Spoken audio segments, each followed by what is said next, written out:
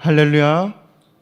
거룩한 주일입니다. 오늘도 우리를 예배 자리로 부르신 하나님을 찬양합니다. 다 함께 자리 일어나셔서 주님 앞에 영과 진리로 함께 예배하며 나아가겠습니다.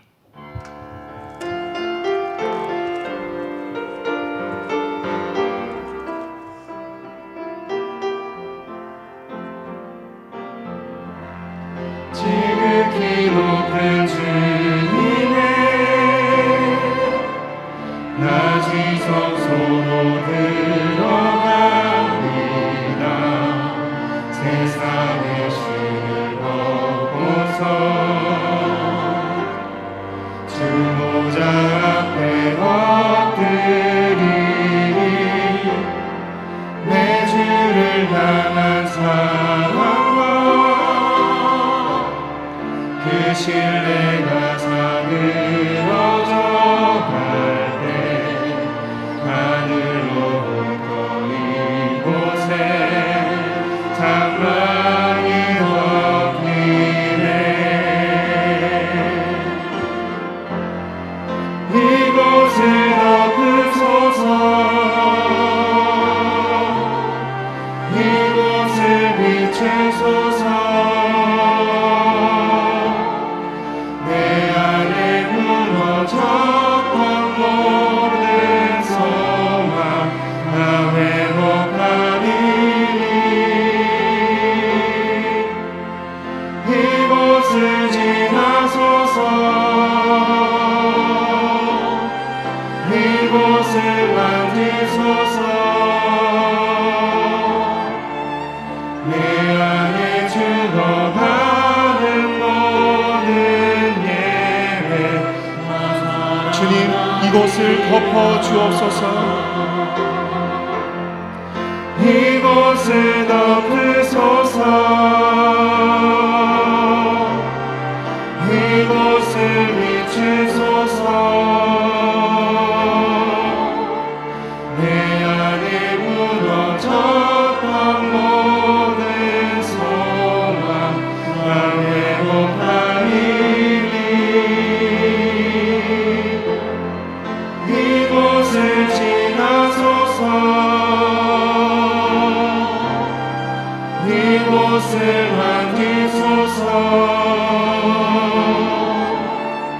내 안에 죽어가는 모든 예배 다 사랑하리라. 할렐루야. 하늘에서 여호와를 찬양하며 높은 데서 그를 찬양할지어다. 그의 모든 천사여 찬양하며 모든 군대여 그를 찬양할지어다. 해와 달아 그를 찬양하며 밝은 별들아 다 그를 찬양할지어다. 아멘. 찬양받기에 합당하신 하나님, 예배 가운데 임재하시고 우리의 찬양을 받아 주옵소서. 하나님을 찬양할 때 악한 것들이 떠나가게 하시고 하나님을 경배할 때 막힌 문들이 열리게 하시며 하나님을 높여드릴 때 불완전한 것들이 완전해지게 하옵소서. 예수님의 이름으로 기원하옵나이다. 아멘.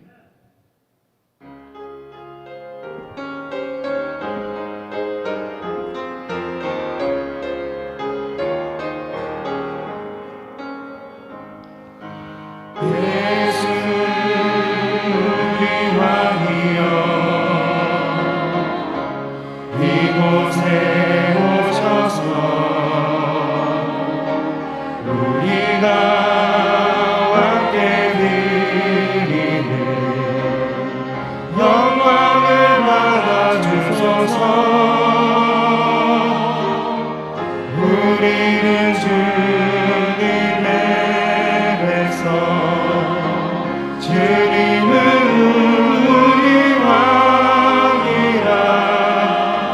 왕이신 예수님 오셔서 찾아가사 다스리소서. 예수 우리 주시여 이곳에 오셔서 우리가 주께 드리는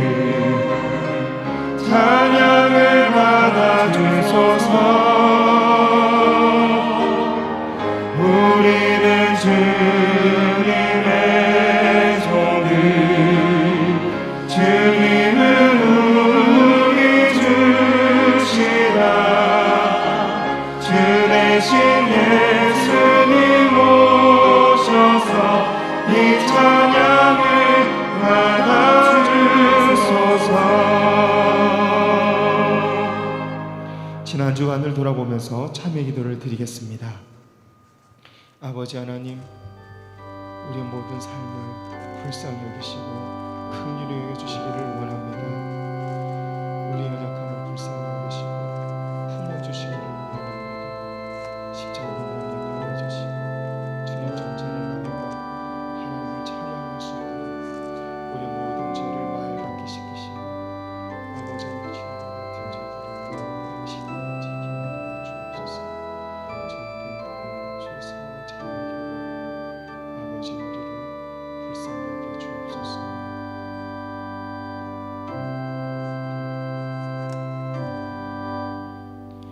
그가 내 모든 죄악을 사하시며 내 모든 병을 고치시며 내 생명을 파멸해서 속량하시고 인자와 긍휼로 관을 씌우시며 좋은 것으로 내 소원을 만족하게 하사 내 청춘을 독수리같이 새롭게 하시는도다. 아멘. 성시 교독하겠습니다. 교독문 34번 시편 81편입니다. 교독문 34번 시편 81편 교독하겠습니다. 우리의 능력이 되시는 하나님을 향하여 기쁘게 노래하며 야곱의 하나님을 향하여 즐거이 소리칠지어다. 시를 읊으며 소고를 치고 아름다운 수금의 비파를 아우를지어다.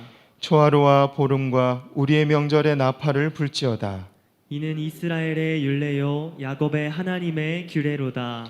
하나님의 애굽 땅을 치러 나아가시던 때에 요셉의 족속 중에 이를 증거로 세우셨도다. 거기서 내가 알지 못하던 말씀을 들었나니 이르시되 내가 그의 어깨에 짐을 벗기고 그의 손에서 광주리를 놓게 하였도다. 내가 고난 중에 부르짖음에 내가 너를 건졌고 우레소리의 은밀한 곳에서 내게 응답하며 무리바 물가에서 너를 시험하였도다. 내 백성이여 들으라. 내가 내게 증언하리라. 이스라엘이여 내게 듣기를 원하노라. 너희 중에 다른 신을 두지 말며 이방 신에게 절하지 말지어다. 나는 너를 애굽 땅에서 인도하여 낸 여호와 내 하나님이니 내 입을 크게 열라. 내가 채우리라 하였으나 내 백성이 내 소리를 듣지 아니하며 이스라엘이 나를 원하지 아니하였도다. 아멘. 사도신경으로 우리의 신앙을 고백합니다. 전능하사 천지를 만드신 하나님 아버지를 내가 믿사오며 그 외아들 우리 주 예수 그리스도를 믿사오니 이는 성령으로 잉태하사 동정녀 마리아에게 나시고 본디오 빌라도에게 고난을 받으사 십자가에 못 박혀 죽으시고 장사한 지 사흘 만에 죽은 자 가운데서 다시 살아나시며 하늘에 오르사 전능하신 하나님 우편에 앉아 계시다가 저로서 산자와 죽은 자를 심판하러 오시리라. 성령을 믿사오며 거룩한 공회와 성도가 서로 교통하는 것과 죄를 사하여 주시는 것과 몸이 다시 사는 것과 영원히 사는 것을 믿사옵나이다. 아멘. 찬송가 445장 찬송하신 후에 최석구 장로님께서 예배를 위해 기도해 주시겠습니다.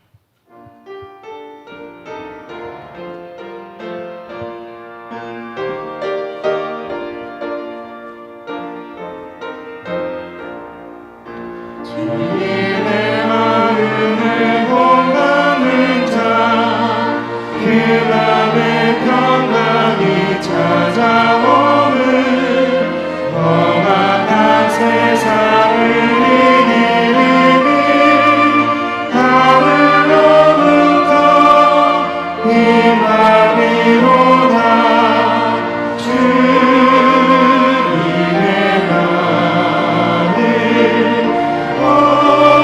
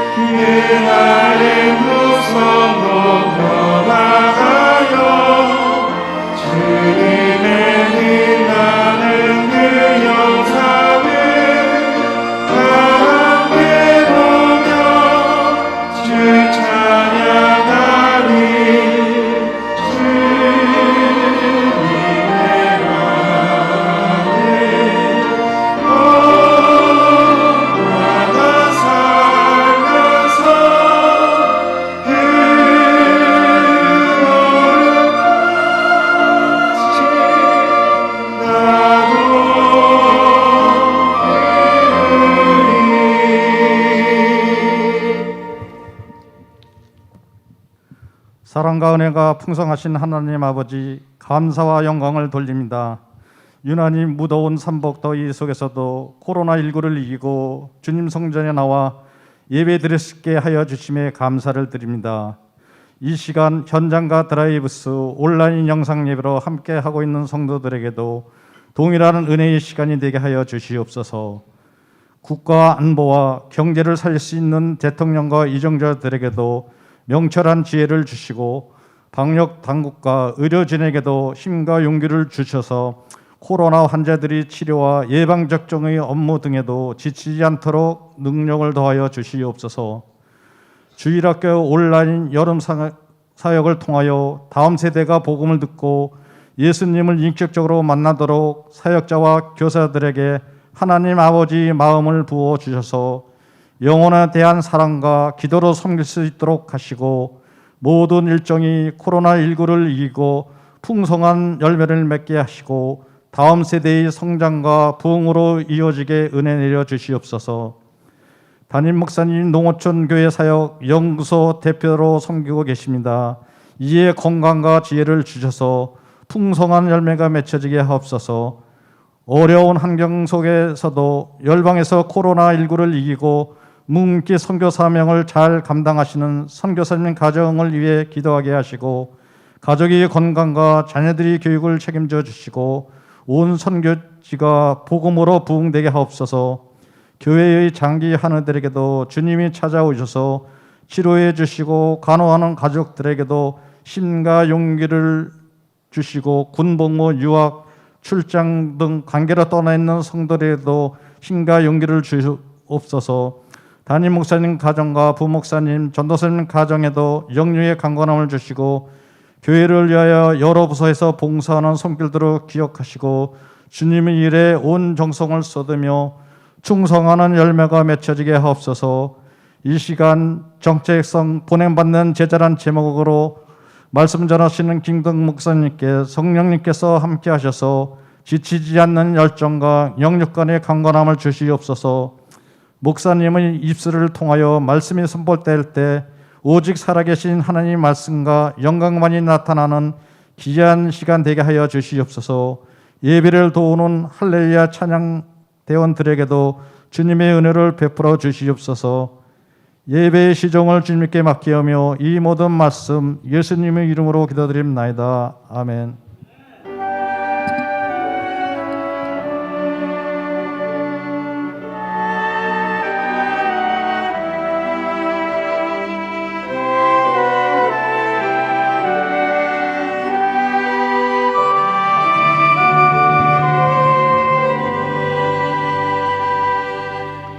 함께 나누실 하나님의 말씀 요한복음 20장 19절에서 22절까지 말씀입니다.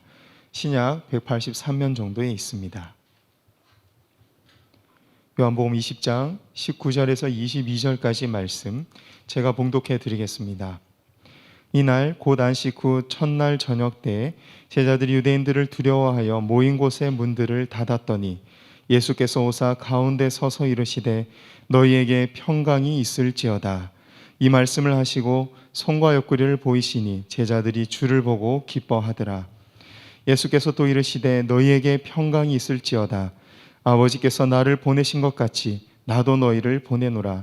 이 말씀을 하시고 그들을 향하사 숨을 내쉬며 이르시되 성령을 받으라. 이는 살아계신 하나님의 말씀입니다. 아멘. 할렐루야 찬양대 찬양이 있겠습니다.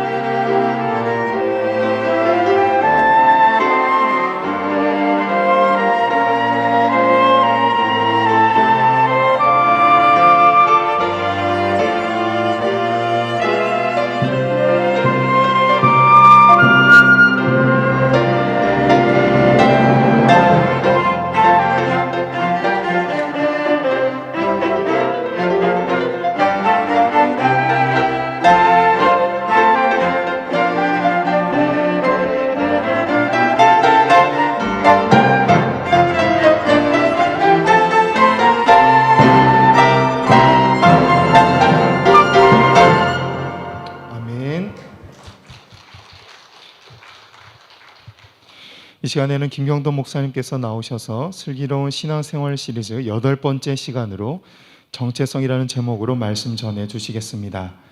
온라인 예배에 참여하시는 분들은 교회 홈페이지에 교회 소식 게시판에서 주일 설교 노트를 다운받으실 수 있습니다. 할렐루야. 사랑하는 성도 여러분, 지난 한 주간도 얼마나 세상 가운데 수고들이 많으셨습니까? 오늘 말씀을 듣는 가운데 우리 지친 어깨를 토닥여 주시는 주님의 손길을 체험하는 시간 되기를 원합니다. 낙심한 성도들 계시다면 말씀을 통하여 새 힘 얻으시기를 원하고, 상처받은 분들 계시다면 말씀 가운데 주님 이 시간 치유해 주시기를 바랍니다. 이 마음을 가지고 서로 인사 나누겠습니다. 사랑합니다. 축복합니다. 사랑합니다. 축복합니다. 함께 온라인으로 예배하는 모든 분들께도 동일한 은혜가 임하시기를 바랍니다. 오늘 음악 감상 한 곡 하면서 말씀을 시작해 보도록 하겠습니다.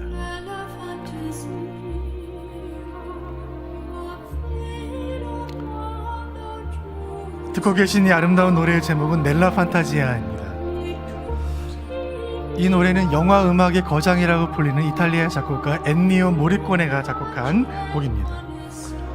원래는 오보에라는 악기로 연주하는 곡인데, 이 연주곡에 사라 브라이트만이라는 가수가 곡을 붙여서 노래를 불러서 세계적으로 유명한 곡이 되었습니다. 지금 사라 브라이트만의 목소리를 듣고 계십니다. 네, 됐습니다. 이 넬라 판타지아라는 노래는 아주 유명한 노래가 되었는데, 우리나라에서도 소프라노 조수미 씨, 또 가수 박기영 씨 등이 이 노래를 불러서 아주 인기를 얻게 된, 잘 알려진 그런 곡입니다. 이 노래는 원래 한 영화의 삽입곡으로 만들어진 그런 노래입니다. 이 노래가 삽입된 이 영화의 제목은 미션이라는 영화예요.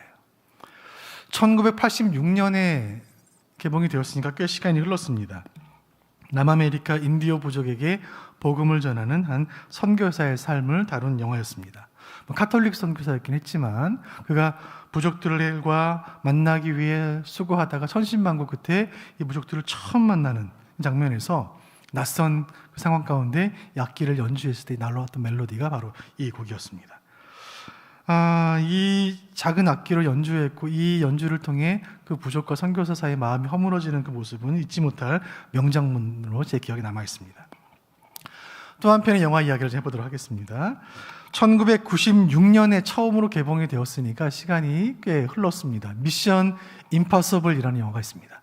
남자분들 이 영화 좋아하시는 분들 많이 계실 줄로 압니다. 저도 이 영화 참 재밌게 본 기억이 있습니다. 7편이 넘는 후속 시리즈가 계속해서 만들어질 만큼 세계적으로 인기를 끌고 있는 첩보 액션 영화 시리즈입니다. 미션 임파서블. 액션의 경지를 예술의 경지로 끌어올린 우리 주연 배우 탐 크루즈의 몸을 아끼지 않는 그런 열연으로 화려한 볼거리를 제공하는 그런 재미있는 영화입니다. 지금 보고 계시는 그림, 세계에서 가장 높은 두바이에 있는 빌딩을 직접 대역을 쓰지 않고 올라가는 그 배우의 모습을 여러분 보고 계십니다. 위기에 처한 세상을 구하기 위해 불가능한 미션에 가까운 그 일들에 임무하여 마침내 그 미션을 완수하는 모습, 불가능을 가능으로 만드는 그 모습은 경이롭고 감동적이기까지 합니다. 이 두 영화에 공통적으로 등장하는 단어 미션이라는 말. 미션. 이 말은 라틴어 미시오에서 나온 말입니다. 이 미시오라는 말은 보내다라는 뜻이에요. 미션이라는 말은 임무라는 말, 사명이라는 말로 번역이 될 수 있고, 우리 기독교에서는 선교라는 말로 사용하고 있습니다. 인디오 부족에게 복음을 전하는 그 일도, 테러 집단으로부터 세상을 구하는 그 일도 미션이고 사명이고 임무이고, 그것은 누군가로부터 보냄받았기 때문에 수행해야 할 그런 사명입니다. 그런 뜻에서 미션이라는 단어를 두 영화가 사용하고 있습니다. 우리는 지난 주일에 이어서 성도의 정체성에 관한 말씀을 나눕니다. 성도에게는 이중적인 정체성이 있다는 말씀을 드렸습니다. 그림 보여주시죠. 세상에서 부름받은 하나님의 백성, 이것이 우리의 첫 번째 우리의 정체성이고, 또 우리는 세상으로 보냄받은 예수님의 제자라는 것, 이것이 두 번째 정체성입니다. 둘을 비교해 본다면 부름받은 것은 특권이고 보냄받은 것은 책임입니다. 부름받은 것은 우리가 받은 은혜요, 보냄받은 것은 우리가 받은 사명입니다. 모든 부르심에는 목적이 있죠. 왜 하나님께서 우리를 부르셨을까요? 보내시기 위함이에요. 부름받지 못한 사람은 보냄받을 수 없습니다. 보냄을 받으려면 먼저 부름을 받아야 합니다. 그리고 부름을 받았다면 그 사람은 곧 보냄을 받게 될 것입니다. 이 둘은 동전의 양면과도 같고 마치 큰 기둥을 지탱하는 두 개의 기둥과도 같이 똑같이 중요합니다. 세상에서 부름받아 성도가 되었고 성도들은 모여서 교회를 이루었습니다. 그리고 성도는 교회에서 훈련받아 다시 세상을 섬깁니다. 부름받지 않으면 성도가 될 수 없듯이 세상으로 가지 않으면 성도가 아닙니다. 성경의 제자라는 말로 번역이 된 이 헬라어 단어는 마테테스라는 말입니다. 마테테스, 이 말은 영어로 disciple, 제자라는 뜻입니다. 단어의 뜻에는 배우는 자, 따르는 자라는 뜻을 가지고 있어요. 이 마테테스라는 말이 복음서에만 230번이 나와요. 곳곳에 제자라는 말이 나옵니다. 사도행전에만 28번이 나옵니다. 종종 신앙생활 하다 보면 성도와 제자를 구분하는 분들을 만날 때가 있어요. 성도는 많고 제자는 적다. 성도는 예수님 믿고 조용히 교회 다니는 대다수의 평범한 크리스찬들이고, 제자는 그 가운데 열심히 특심해서 성경 배우고 봉사하고 선교하고 훈련받는 소수 정예의 사람들이다. 이렇게 구분하는 이야기를 들어본 적이 있습니다. 여러분 그렇습니까? 성경은 모든 부름받은 백성은 모두가 다 예수님의 제자라고 말해요. 우리가 하나님의 부르심을 받아서 마치 아브라함이 갈대아 우르를 떠났듯이 죄악의 도성을 떠나서 익숙한 문명을 떠나서 새로운 땅으로 가는 순간 그 땅에서 내가 했던 모든 일들, 나의 경험과 지식은 무용지물이 됩니다. 세상에서 작용하는 원리들은 부름받은 백성에게 더 이상 작용하지 않아요. 마치 지구에서 작용하는 중력과 화성에서 작용하는 중력이 서로 다르듯이 갈대아 우르에서 작용하던 법칙과 가나안 땅에서 작용하는 법칙은 전혀 다른 것입니다. 이제 부름받은 백성은 다른 법칙을 따라 세상을 살아갑니다. 하나님을 따라서 걷기 시작하는 것입니다. 하나님을 따라, 인도하심을 따라 구름 기둥이 가는 곳으로 가고 불 기둥이 서는 곳에 서는 것입니다. 하나님 내려주시는 만나를 매일 먹으며 매 순간 주님과 동행하는 것입니다. 그 백성과 함께 하시는 하나님, 하나님 우리와 함께 하신다. 이 말이 임마누엘이라는 말이에요. 임마누엘, 이 말은 예수님의 별명입니다. 보라, 처녀가 잉태하여 아들을 낳으리니 그 이름을 임마누엘이라 하리라. 임마누엘은 우리 예수님의 이름이에요. 정리하면 내가 부름받은 하나님의 백성이라는 말은, 내가 하나님과 날마다 동행한다는 뜻은 임마누엘 되시는 예수님과 함께한다는 뜻이고, 그 예수님과 동행하며 예수님과 교제하며 예수님 닮아가며 예수님 가신 길을 나도 따라 걷는다는 뜻입니다. 예수님처럼 되고 예수님처럼 사는 사람들을 우리는 제자라고 불러요. 하나님의 부르심을 받은 우리 모두는 하나님의 백성이요 동시에 예수님의 제자인 것입니다. 성경을 펼치면 곳곳에서 예수님의 제자들을 만날 수 있어요. 예수님의 부름받아 제자가 되었고 다시 세상으로 보냄받아 제자의 사명을 실천한 사람들의 치열한 삶의 모습들을 성경은 고스란히 기록하고 있습니다. 교회 역사는 제자들의 역사요, 선교의 역사는 제자들의 역사입니다. 이 시간 우리는 특별히 요한복음을 통하여 이 제자들의 이야기를 함께 나누려고 합니다. 오늘 주일 강단을 통하여 이 말씀 통하여 하나님의 말씀 나누는 중에 우리를 부르시고 우리를 보내시는 주님의 음성을 듣는 소중한 시간 되기를 간절히 소원합니다. 우리를 부르시는 예수님에 대한 말씀 먼저 나눠보도록 하겠습니다. 세례 요한의 외침은 예수님의 등장을 온 세계에 알렸습니다. 세례 요한이 예수님을 향하여 가리켜 이야기합니다. 보라, 세상 죄를 지고 가는 하나님의 어린 양이다. 이 말을 들은 세례 요한을 따르던 사람들은 이제 예수님을 따르기 시작합니다. 예수님께로 제자들이 모이기 시작해요. 갈릴리 어처운 마을에 살던 안드레가 먼저 주님을 따르기 시작했고 그 형제 베드로가 안드레를 통하여 예수님을 따르게 됩니다. 베드로 안드레와 함께 갈릴리 마을을 지나가던 중에 같은 마을을 살고 있던 빌립을 만나셨고 예수님이 빌립을 부르십니다. 요한복음 1장 43절 같이 보겠습니다. 시작. 이튿날 예수께서 갈릴리로 나가려 하시다가 빌립을 만나 이르시되 나를 따르라 하시니, 우리 예수님께서 제자들에게 하신 말씀, 그 첫 번째 말씀은 나를 따르라 하십니다. 나를 따르라. 빌립에게 나를 따르라 말씀하셨어요.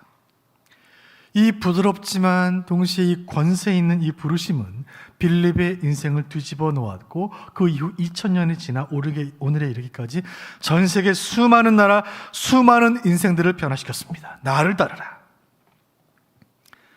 이 한마디 부르심에 갈릴리 어부들은 배와 그물을 버려두고 주님을 따랐고, 이 한마디 부르심에 세관에 앉아있던 로마에 충성하던 세리마태는 수치스러운 역사를 청산하고 주님을 따랐습니다.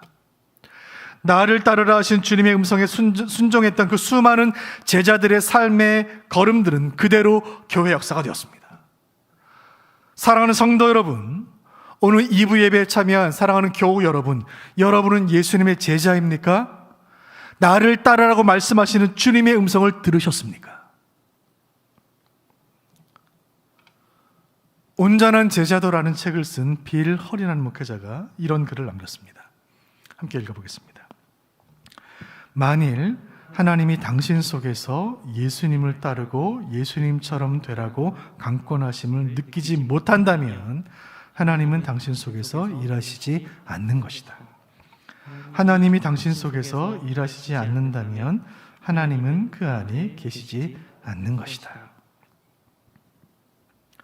만일 우리가 나를 따르라 하셨던 그 예수님의 음성을 듣지 못했다면, 지금도 예수님처럼 살고 예수님처럼 되라는 성령의 내적인 부르심을 듣지 못한다면 우리가 과연 성도인지 스스로 자문해 보아야 합니다.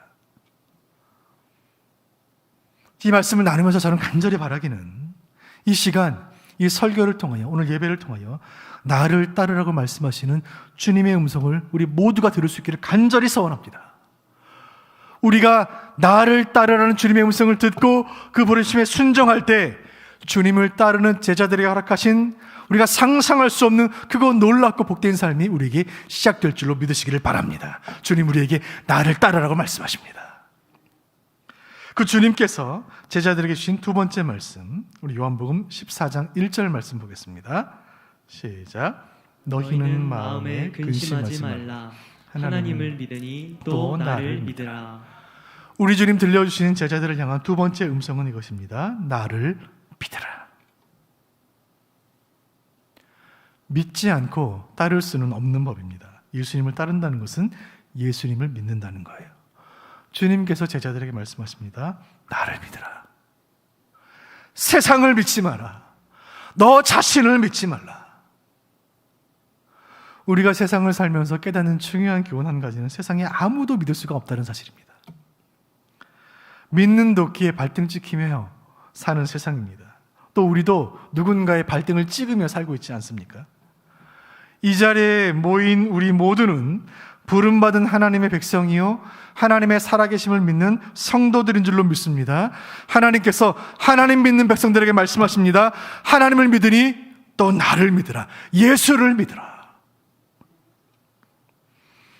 하나님을 믿어 하나님의 백성 되었고 예수님을 믿어 예수님의 제자가 되었다고 주님 말씀하고 계십니다. 주님, 이 말씀대로 되기를 원합니다. 주님, 여기에 하나님 믿는 백성들이 모였습니다. 예수님 믿는 제자들이 모였습니다. 주의 음성을 듣게 하여 주옵소서. 너희는 마음에 근심하지 말라. 하나님을 믿으니 곧 나를 믿으라. 주여 아멘입니다. 이 말씀의 은혜가 우리에게 임하게 하여 주옵소서. 이 말씀의 권세 앞에 모든 근심은 떠나게 하여 주옵소서. 주여, 세상에서 수고하며 무거운 짐을 지고 주 앞에 나왔습니다. 주여, 예배하는 중에, 말씀 듣는 중에 이 모든 무거운 짐들이 벗겨지게 하여 주옵소서. 예배를 마치고 돌아가는 우리 가운데 근심의 짐을 그대로 지고 돌아가는 자 아무도 없게 하여 주옵소서. 너희는 마음에 근심하지 말라. 하나님을 믿으니 나를 믿어라. 주님 말씀하십니다. 이어서 세 번째 주시는 말씀, 요한복음 14장 21절 말씀 같이 보겠습니다. 시작. 나의 계명을 지키는 자라야 나를 사랑하는 자니 나를 사랑하는 자는 내 아버지께 사랑을 받을 것이요 나도 그를 사랑하여 그에게 나를 나타내리라. 놀라운 말씀입니다. 주님 말씀하십니다. 나를 사랑하라. 나를 사랑하라. 먼저는 나를 따르라고 말씀하시고, 두 번째는 나를 믿으라고 말씀하신 하나님께서 나를 사랑하라 말씀하십니다. 그리고 나를 사랑하는 자는 내 아버지께 사랑을 받을 것이라. 여러분, 예수님 사랑하는 자는 하나님께 사랑을 받을 줄로 믿습니다. 아멘. 더 놀라운 복의 말씀이, 축복의 말씀이 21장 하반절에 기록되어 있습니다. 나를 사랑하는 자는 아버지께 사랑받을 것이요 나도 그를 사랑하여 어떻게 하신다고요? 그에게 나를 나타내리라. 그에게 나를 나타내리라. 나를 사랑하는 자는 아버지께 사랑을 받게 될 것이고 예수님의 사랑을 받는 자는 예수님을 보게 될 줄로 믿습니다. 우리 주님께서 사랑하는 그 백성에게 자신을 나타내시겠다 약속하고 계십니다. 사랑하는 성도 여러분, 지금 이 시간 저 예배당 문이 열리고 우리 주님이 이 자리에 들어오셔서 예배당에 뚜벅뚜벅 걸어오셔서 우리 앞에 서셔서 내가 나를 사랑하느냐 물으신다면 여러분 무엇이라 대답을 하시겠습니까? 주님, 내가 주님 사랑하는 줄 주님 아시나이다. 나를 부르신 주님, 내가 주를 사랑하나이다. 내가 주의 계명을 사랑하고 주의 말씀을 사랑하나이다. 이 고백이 우리 모두의 고백인 줄로 믿습니다. 우리에게 이 고백이 있다면 그에게 나를 나타내리라 하신 주님의 약속이 그 은혜가 우리에게 임할 줄로 믿습니다. 주님이 우리에게 나타나실 줄로 믿습니다. 이것은 꿈에서 어릴 적 동화에서 읽었던 것처럼 금도끼 은도끼 들고 나타나서 산신령이 꿈에 나타나는 것이 아니라 내 삶의 권고한 순간에 주님이 나타나셔서 내 삶의 어려운 순간에 주님이 나타나셔서 내 인생 막막한 순간에 포기하고 싶은 순간에 주님이 임재하셔서 나를 살리시고 나를 지키시고 나를 고치시리라 주님 약속하신 것입니다. 주님 나를 사랑하셔서 내가 주님 사랑하는 것보다 더 많이 사랑하시는 주님께서 우리와 함께 하시겠노라 주님 약속하고 계십니다. 나를 따르라, 나를 믿으라, 나를 사랑하라. 이렇게 제자들을 부르신 주님께서 이제는 제자들을 보내십니다. 주님 처음에 부르신 제자는 12명이었어요. 12제자를 부르셨어요. 그래서 그들을 가르치시고 말씀하시고 때로 야단도 치시고 때로 발도 씻기시고 위로하시고 격려하시며 그들을 훈련하셨어요. 그렇게 3년이 넘는 시간들이 지나갔습니다. 그리고 주님께서 뭔가 대단한 일을 이 땅에 이루실 줄 알았는데 그 주님 빌라도에게 재판받으시고 십자가에 달려 죽으셨을 때 3년 넘도록 주님과 동거동락했던 그 제자들의 낙심을 상상해 보시길 바랍니다. 주님만 바라보고 여기까지 왔는데 나를 따르라 말씀하신 주님의 말씀 붙잡고 여기까지 왔는데 직업도 버리고 꿈도 버리고 가정도 뒤로 하고 주님만 따라 여기까지 왔는데 주님 죽으셨으니 이제 우리는 어찌할 것인가? 이때 그 이야기를 요한복음 20장이 상세히 기록하고 있습니다. 본문을 보시면 오늘 요한복음 20장 함께 읽은 말씀을 보시면 안식 후 첫날이다 말씀합니다.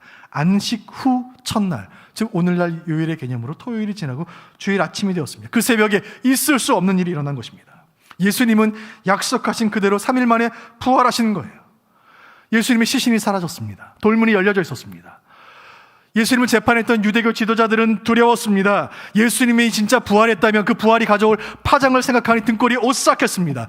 제자들도 두려웠습니다.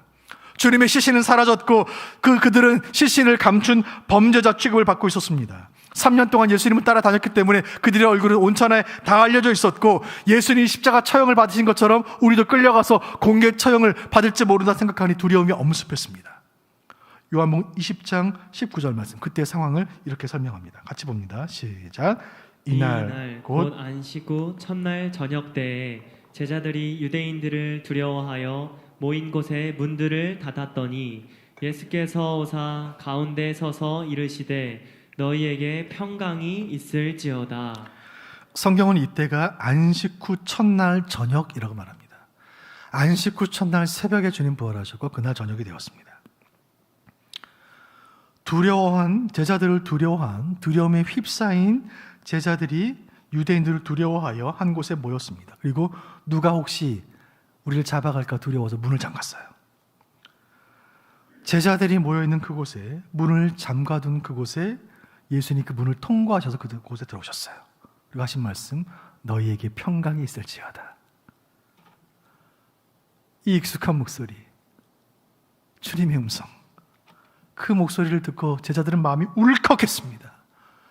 너에게 평강이 있을지어다. 히브리 말로 샬롬. 샬롬이라는 말을 듣는 순간 울컥했어요. 왜냐하면 그들의 마음에는 샬롬이 없었습니다. 그들은 두려웠어요. 주님과 함께 했던 아름다운 시간들이 생각났습니다. 주님과 함께 먹고 마시며 말씀 나누고 복음 전하고 병자들 치유하며 하나님 나라를 위해 영혼을 구원을 위해 기쁨과 감사로 수고했던 그 마음의 평강들이 다 사라진 지금 불안하고 근심스럽던 그들에게 그 제자들의 10년 가운데 주님의 말씀이 임했습니다. 마치 장마가 거치고 구름 사이로 한 줄기 햇살이 비치는 것처럼 주님의 음성이 임했습니다. 샬롬, 너에게 평강이 있을지어다. 간절히 바라는 것은 주님께서 그날 두려워하던 제자들에게 들려오신 그 음성을 이 시간 우리에게 들려주시기를 간절히 소원합니다. 주님 우리에게 말씀하십니다. 사랑하는 제자들이여, 너희에게 평강이 있을지어다.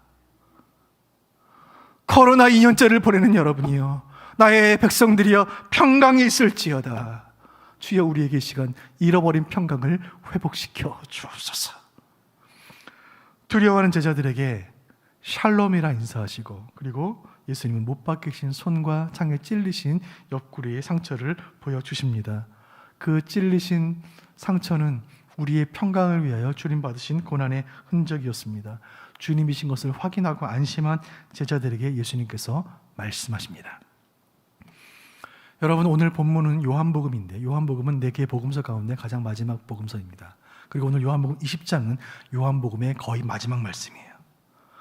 지금 예수님께서 어떤 말씀을 하시는데, 이 말씀은 예수님에 대한 모든 이야기의 마지막 순간의 말씀이에요. 예수님의 모든 기적, 모든 설교, 모든 사역의 결론의 말씀이에요. 구약의 모든 선지자들의 예언의 종착역, 예수님의 생애와 가르침과 고난과 부활, 바로 이 한마디를 위해 모든 것이 준비되었다고 말해도 전혀 과장이 아닙니다. 예수님의 모든 사역의 결론, 제자들을 향한 마지막 권면의 말씀을 주님 말씀하십니다. 요한복음 20장 21절에 이 말씀 기록되어 있습니다. 너희를 보내노라. 너희를 보내노라. 오늘 이 예수님 말씀, 이 부활하신 예수님 말씀은 성도의 정체성을 분명히 말해줍니다. 우리는 누구입니까? 예수님이 보내신 존재들이에요. 어디론가 무엇을 보내는 것은 우리의 일상의 삶입니다. 우리는 택배를 보내고, 이메일을 보내고, 문자를 보내고, 카톡을 보내고, 아들 군대 보내고, 딸 시집 보내고, 손주 유학 보냅니다. 또 다른 누군가로부터 보냄을 받는 것도 우리의 삶의 중요한 부분입니다. 저는 어릴 적에 어머니의 보냄을 받아 시장에 가서 두부를 샀고, 지금은 아내의 보냄을 받아 마트에서 두부를 사고 있습니다. 누군가로부터 보냄받는 건 우리의 삶의 부분이에요. 특별히 권세 있는 누군가로부터 보냄을 받는다는 것은 기쁘고 영광스러운 일이에요.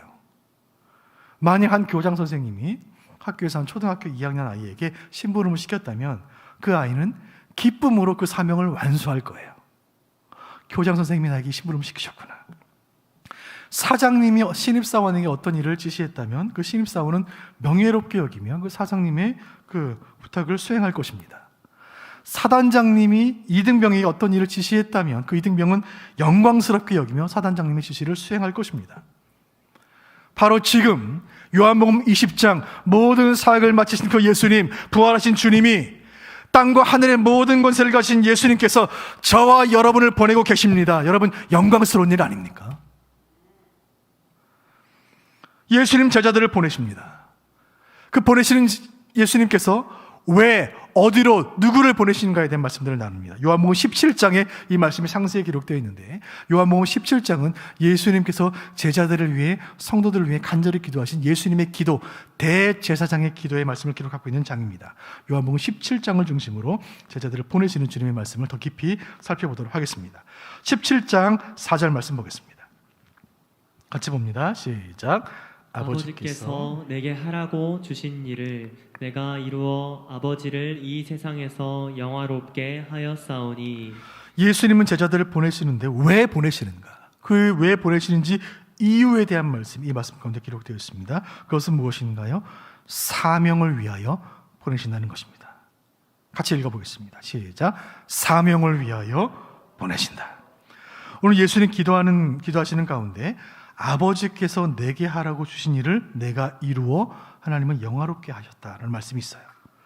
아버지께서 예수님께 주신 일이 무엇일까요? 우리 주님 이 일 때문에 이 땅에 오셨습니다. 그것은 무엇일까요? 세상을 구원하시는 일이에요. 이제 그 사역을 마치시고 주님은 하늘 보좌로 돌아가실 것이고 이 땅에는 제자들만 남게 될 것입니다. 온 세상에 복음을 전하고 영혼을 구원하는 그 일은 이제 제자들에게 남겨졌으니 이것을 우리는 사명이라고 부르는 것입니다. 우리는 사명을 위해 보냄받은 존재들이에요.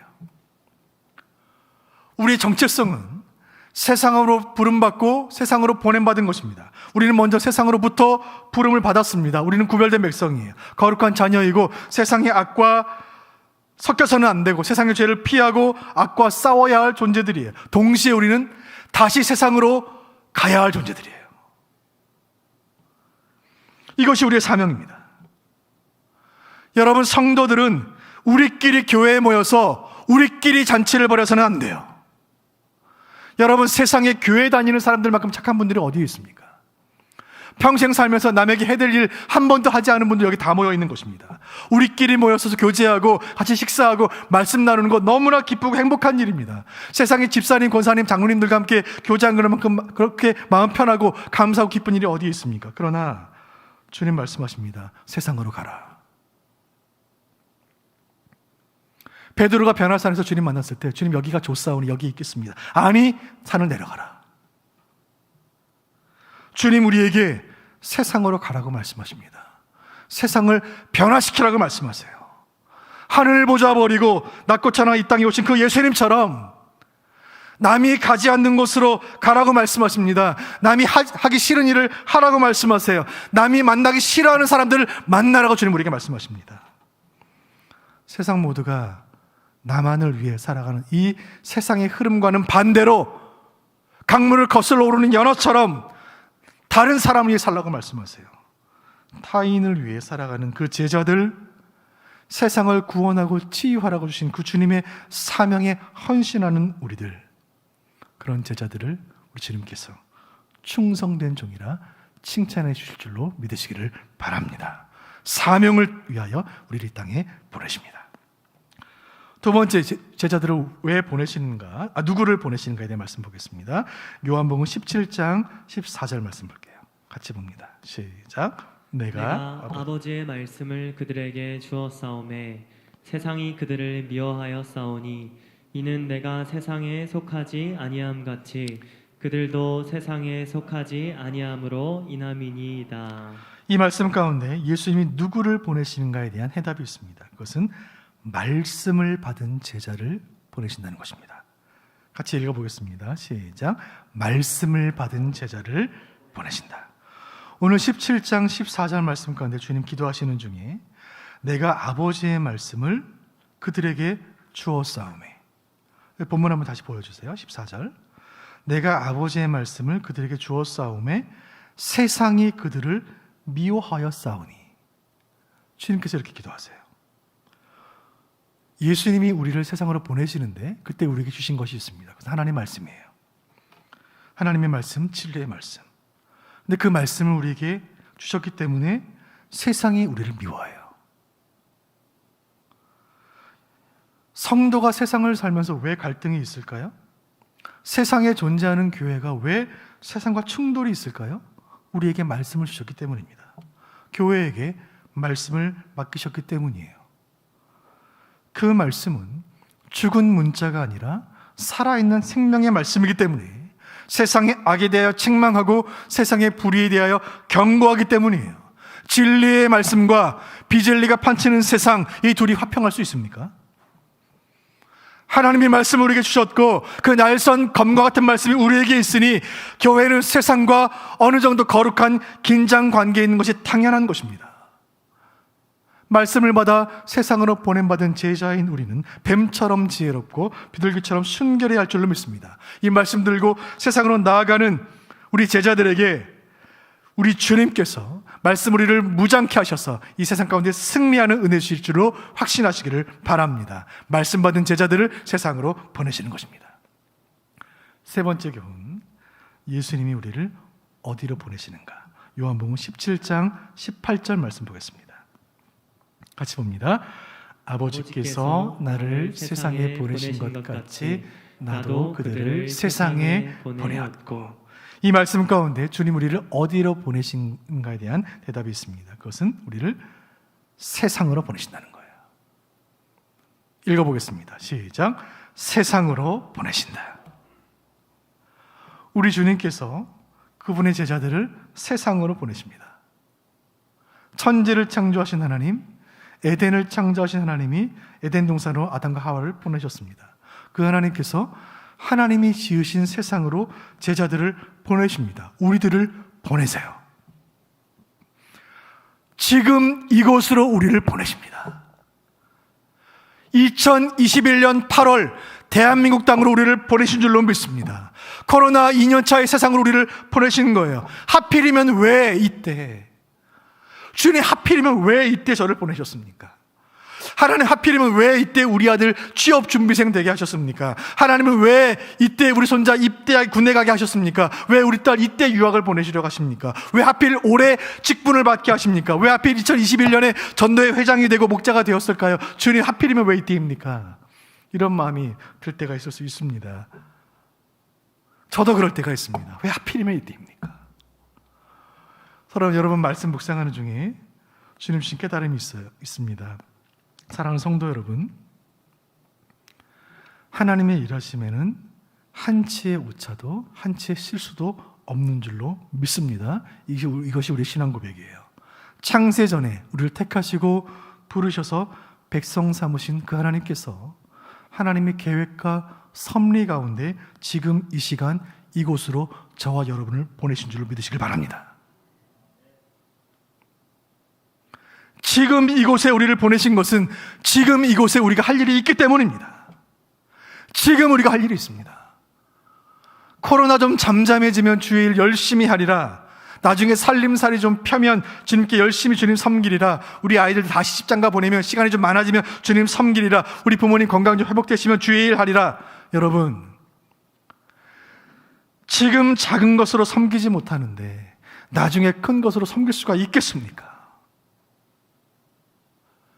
이곳이 하나님 보내신 세상이요, 이 시간에 하나님 보내신 때라면 지금 우리가 여기에 있는 것은 이때를 위함인 줄로 믿으시길 바랍니다.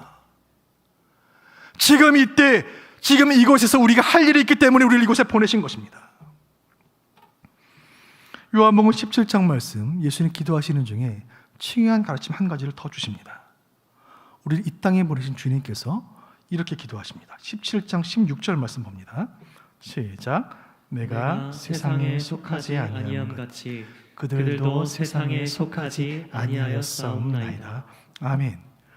우리를 세상에 보내신 그 예수님께서 이런 말씀하십니다. 내가 세상에 속하지 아니함 같이 나의 제자들도 세상에 속하지 아니하였사옵나이다. 예수님의 제자는 세상으로 보냄받았지만 세상에 속하지 않습니다. 우리가 믿고 따르는 예수님께서도 세상에 오셨지만 세상에 속하신 적이 없습니다. 창조주이신 예수님, 통치자이신 예수님께서 세상에 오셨기 때문에 기독교는 시작되었고 복음의 역사는 시작이 되었습니다. 가장 높으신 그분께서 가장 낮은 자리로 오셨고 가장 강하신 그분께서 가장 약한 자들에게 오셨습니다. 그래서 이 땅에 사셨기 때문에 그래서 주님은 우리의 약함을 아십니다. 여러분, 우리 주님은 가난이 무엇인지 아세요. 고통이 무엇인지 아세요. 세상에서 소외받는다는 것이 무엇인지 주님이 아세요. 그 주님이 이 땅에 오셔서 사셨기 때문이에요. 약한 자들과 함께 하시고 때로는 강한 사람들도 만나시고 때로는 죄인들과 만나셔서 부대끼며 이 땅을 사셨습니다. 잘난 사람, 죄인들, 여러 사람들 만나면서 이 땅을 사셨어요. 그런데 한 가지, 주님이 이 땅에 속하신 적이 없어요. 이 땅에 죄에 물드신 적이 없어요. 마치 기름과 물이 섞이지 않는 것처럼, 아무리 흔들어도 섞이지 않는 것처럼 주님은 세상에 속하신 적이 없습니다. 그 주님께서 우리에게 말씀하세요.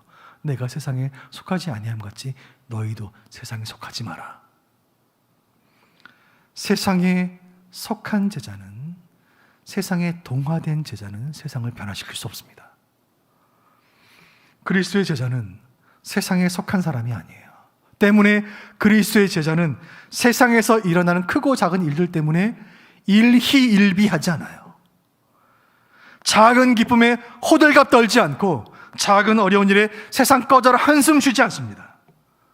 세상에 살되 세상을 사랑하지 않고 세상에 존재하되 세상에 속하지 않은 제자, 바로 저와 여러분을 주님께서 세상으로 보내시는 줄로 믿으시기를 바랍니다.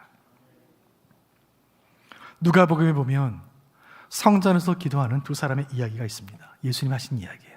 한 사람은 바리새인이고 한 사람은 세리입니다. 성전에서 큰 소리로 바리새인은 기도합니다.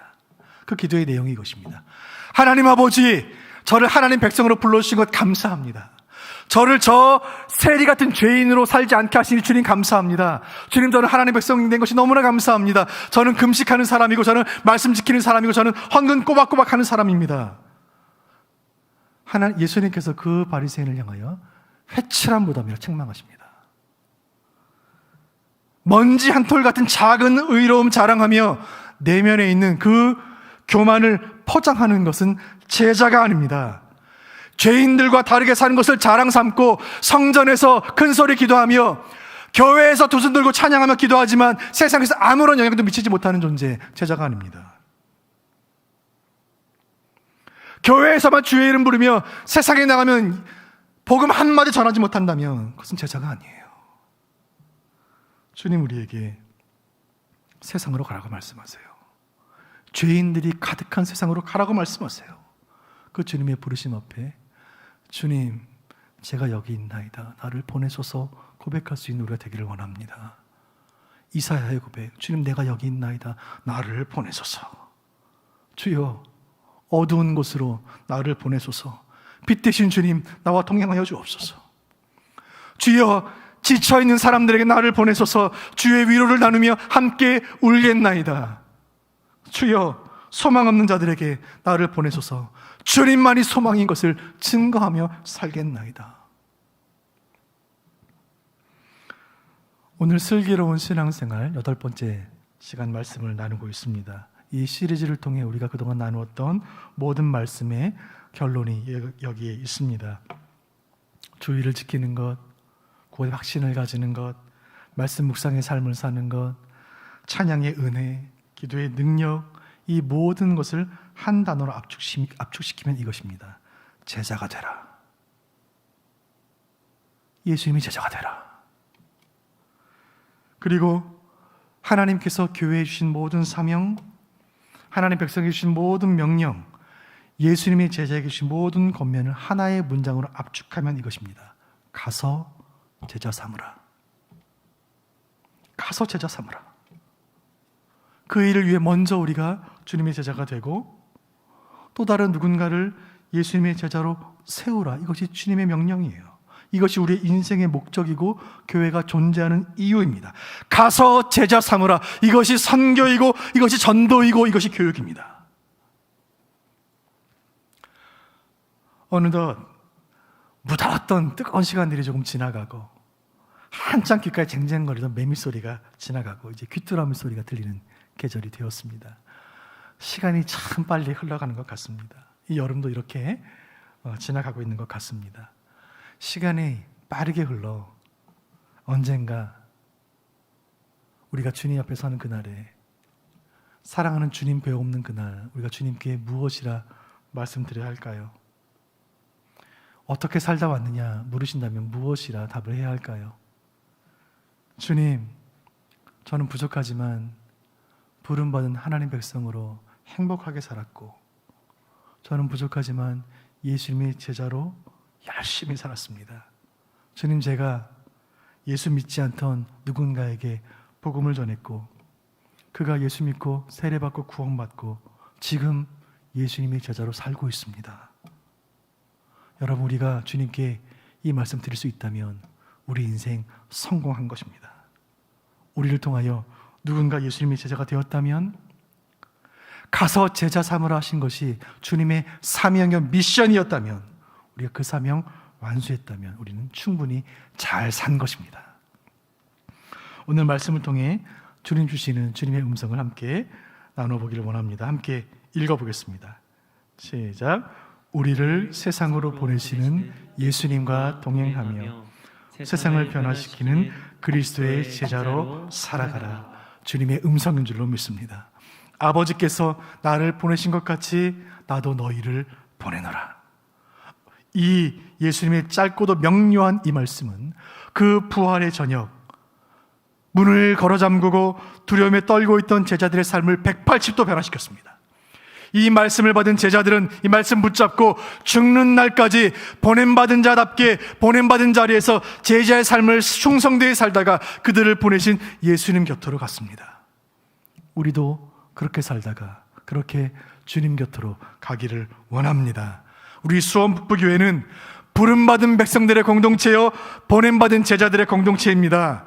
우리는 세상에서 우리를 부르시고 우리를 자녀 삼으신 그 사랑에 감사하며 예배하며 하나님을 찬양하는 하나님의 백성들의 공동체입니다. 동시에 우리는 세상으로 나가 세상을 치유하며 복음을 증거하며 이웃 섬기기를 소원하며 그 일을 위해 준비하며 기도하며 마치 100m 달리기 그 출발선에 서서 주님의 명령을 기다리는 달리기 선수들과 같이 세상을 향해 달려나갈 준비를 끝마친 충성된 제자들의 공동체인 줄로 확신합니다. 우리를 세상으로 보내신 주님께서 결코 우리를 홀로 보내지 않으실 것입니다. 우리 주님은 우리와 함께 하실 것입니다. 우리 주님은 우리가 주일날 예배드릴 때, 찬송할 때, 기도할 때만 함께 하시는 것이 아니라 세상으로 나아갈 때, 세상 가운데 일터에서, 직장에서, 가정에서 우리가 말하고 생각할 때, 우리가 울고 웃는 모든 순간에서 세상에서 주님 우리와 동행하실 줄로 믿습니다. 그 믿음으로 세상에서 부름받은 백성의 특권으로 인하여 감사하며 세상으로 보냄받은 제자의 사명에 충성하는 저와 여러분 되시기를 주님의 이름으로 축원드립니다. 함께 찬양하고 기도의 시간 갖도록 하겠습니다. 익은 곡식 거둘 자가 없는 때에 찬양을 주님께 올려드리고 함께 찬양하겠습니다. 찬송가 495장입니다.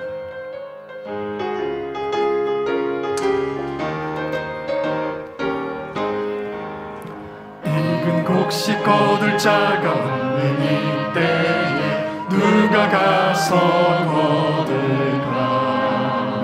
내가 어찌 게으르게 앉아 있을까? 어서 가자 마트로 보내주소서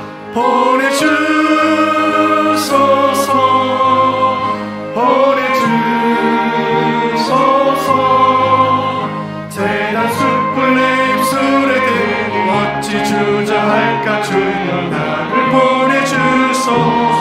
주가 나를 부르시니 언제 어디나 기뻐 가서 일하리. 아멘. 주가 명령 내리실 때 능력 받아서 기뻐 거두리. 주여 우리를 보내소서. 주님 보내주소서. 아멘. 보내주소서. 재단 숯불 내 입술에 대니 언제 할까? 주여 나를 보내주소서.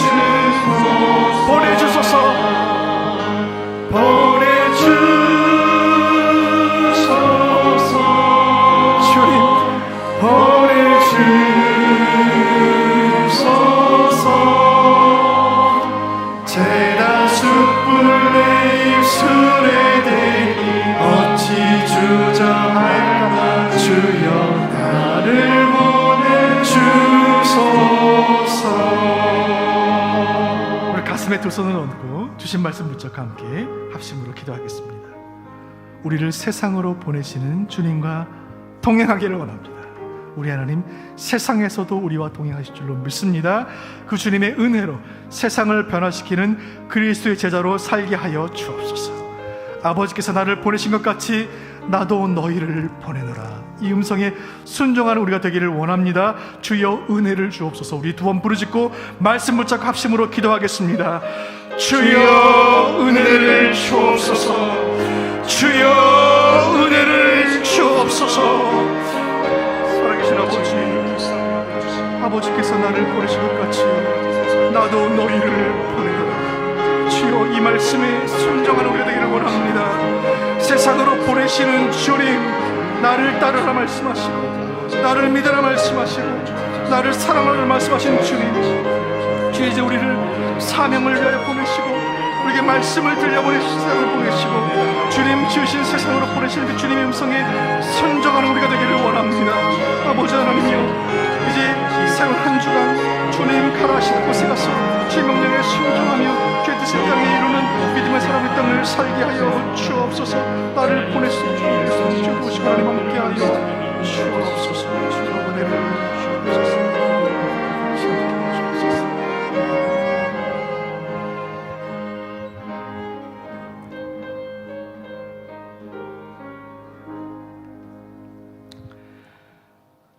사랑하는 하나님 아버지, 오늘 2021년 8월 22일 오늘 주일은, 이날은 우리 인생에 다시 돌아오지 않는 소중한 한 날인 줄로 믿습니다. 하나님께서 바로 지금 이곳으로 우리를 보내신 줄로 믿습니다. 아버지께서 나를 보내신 것 같이 나도 너희를 보내노라. 주여, 우리를 세상에서 부르신 그 주님께서 우리를 다시 세상으로 보내시는 줄로 믿사오니 부름받은 은혜에 감사하며 보냄받은 특권을 영광스럽게 여기며 이제 세상을 향하여 힘차게 나아가는 그리스도의 제자들 모두가 되게 하여 주옵소서. 우리는 연약하지만 우리를 보내시는 그 주님, 우리를 강한 오른팔로 붙잡아 주시고 하나님이 지으신 그 아름다운 세상, 지금은 죄로 인하여 오염되고 일그러진 이 세상, 그 세상을 말씀으로 치유하며 사랑으로 품으며 복음으로 섬기는 그리스도의 신실한 제자들로 살아가게 하여 주옵소서. 이 모든 말씀 살아계신 예수님의 이름으로 기도하옵나이다. 아멘.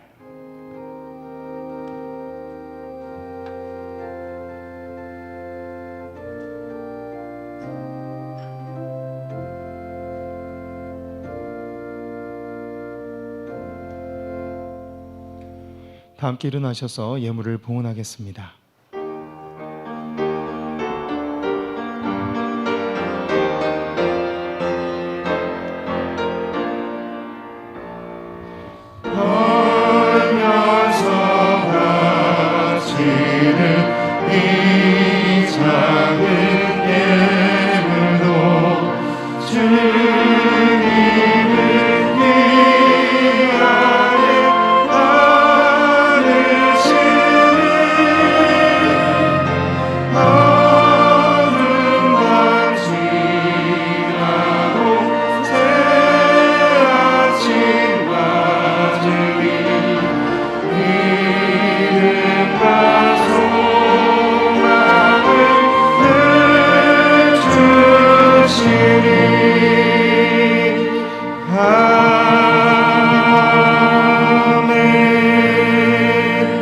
드려진 예물을 위해 김경도 목사님께서 기도해 주시겠습니다.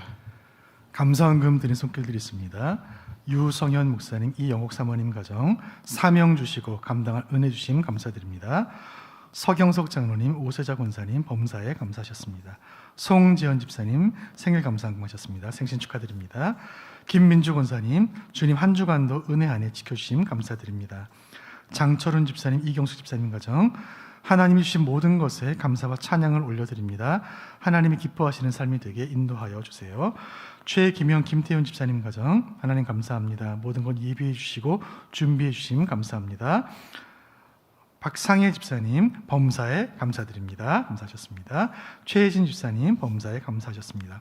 박서준 성도님 항상 감사합니다. 감사의 힘을 드리셨습니다. 기도하겠습니다.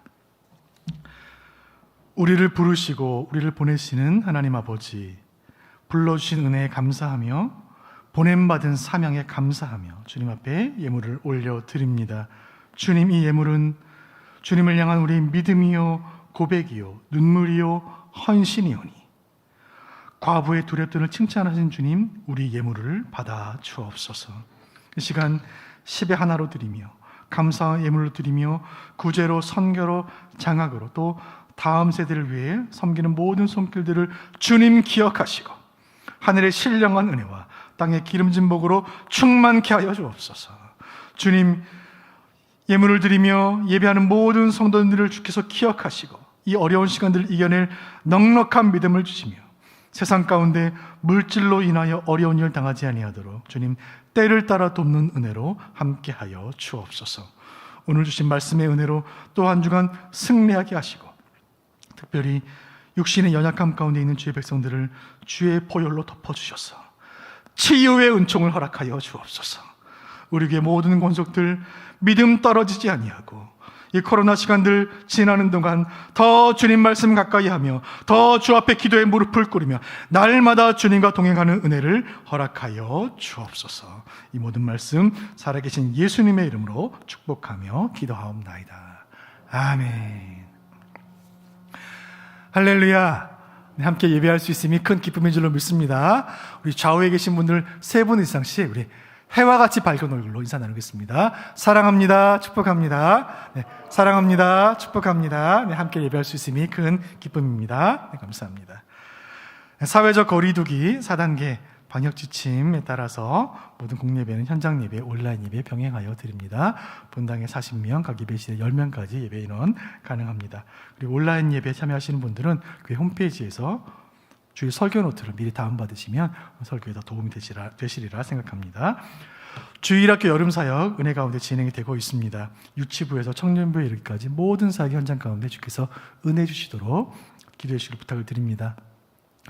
어제 저녁에는 제 고등부 여름 수련회 하는 모습을 보았는데 참 세상이 참 많이 변했습니다. 이 코로나 상황 가운데 고등부 교사들 전도사님들이 우리 카페에 스튜디오를 만들어 놓고 카메라 앞에서 모니터 켜놓고 아이들과 함께 인터넷으로 접속해가지고 아이들과 상담하며 또 말씀 나누며 기도하는 모습을 보았어요. 참 감동적인 모습입니다. 복음은 변하지 않지만 복음을 전하는 방법은 시대에 따라 변해야 할 줄로 믿습니다. 이 어려운 시대에 아이들의 복음 전하기에 발버둥치는 우리 교사들과 우리 교육자들의 수고가 헛되지 않도록 계속 기도로 힘을 모아주시기를 부탁을 드립니다. 리더 간담회 진행됩니다. 오늘 오후 2시에 비전센터 3층에서 우리 안조 집사님들 함께 뵙도록 하겠습니다. 다음 주에는 우리 청년부 임원들과 함께 만나도록 하겠습니다. 5번 광고입니다.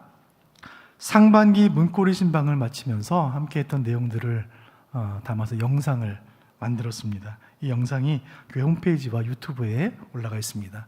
영상 보신 분들 많이 계실 줄로 압니다. 상반기 참 어려운 중이었지만 하나님 은혜 주셔서 문고리 신방 하게 하신 것 감사를 드리고 또 함께 동역해 주신 모든 목자분들과 모든 목원들께 감사를 드립니다. 이 신방 초기에는 사진을 찍을 생각을 못하고 또 인터뷰할 생각을 못했기 때문에 신방 초기의 내용들이 빠져있는 것이 좀 아쉽기도 합니다. 이 내용들을 인터뷰하고 영상을 찍고 편집한다는 것이 보통 수고로운 일이 아닌데 우리 멀티미디어 위원회에서 큰 수고를 해주셨습니다. 우리 멀티미디어 위원회 위원장 장로님과 팀원들께 깊은 감사를 드립니다. 그리고 하반기 문고리 신방은 8월 마지막 주부터 다시 재개하도록 하겠습니다. 교우 동정 알려드립니다. 우리 가옥 집사님 세브란스 병원에 계속 입원 중에 계시는데 빠른 회복을 위해 계속해서 기도해 주시기를 부탁을 드립니다. 계속해서 교회 소식 알려드립니다. 예배 안내 관련해서 한 가지 더 말씀드립니다. 온라인 예배에 참여하시는 분들도 현장 예배처럼 꼭 축도까지 함께 해주시기 바랍니다. 4번 광고입니다. 김경돈 목사님 위임 청빙을 위한 서명 날인 용지를 목장별로 배부합니다. 목자분들께서는 본당 로비에서 서명 날인 용지를 수령하셔서 목원들에게 서명을 받아 9월 5일 주일까지 교육자들에게 제출해 주시면 감사하겠습니다. 오늘 현장 예배에 참석하신 분들은 로비에서 직접 서명하실 수 있겠습니다. 새가족 모임이 진행 중에 있습니다. 계속적인 관심과 기도 부탁드립니다. 온라인 헌금 안내와 하반기 강단 꽃꽂이 신청은 주보를 참고해 주시기 바랍니다. 오늘 강단 꽃꽂이는 박영숙 권사님께서 생일에 감사하며 봉헌하셨습니다. 이상으로 교회 소식을 마치도록 하겠습니다. 다 같이 일어나셔서 찬송가 635장 찬양하신 후에 김명돈 목사님 축도로 모든 예배를 마치도록 하겠습니다.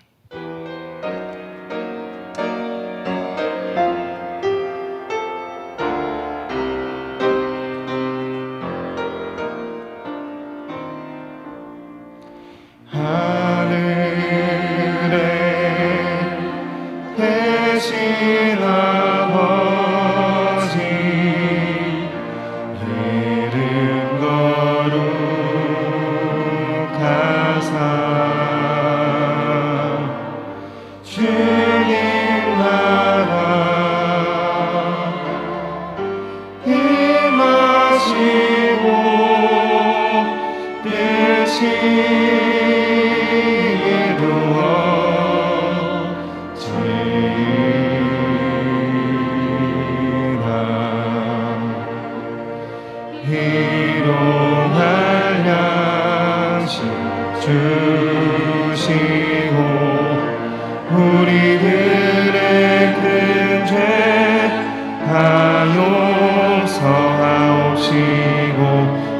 또 시험에 들게 마시고 악에서 구원하소서. 내게 주의 나라 주의 권세 주의 영광 영원히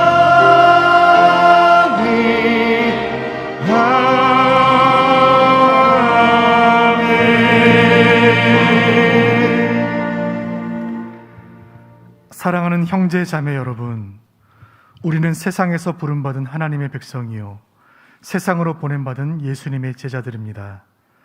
새로이 시작되는 이 한 주간 어디를 가든지 무엇을 하든지 임마누엘 되시는 주님과 동행하며 살다가 다음 주일에 해와 같이 빛나는 얼굴로 만날 수 있기를 바랍니다.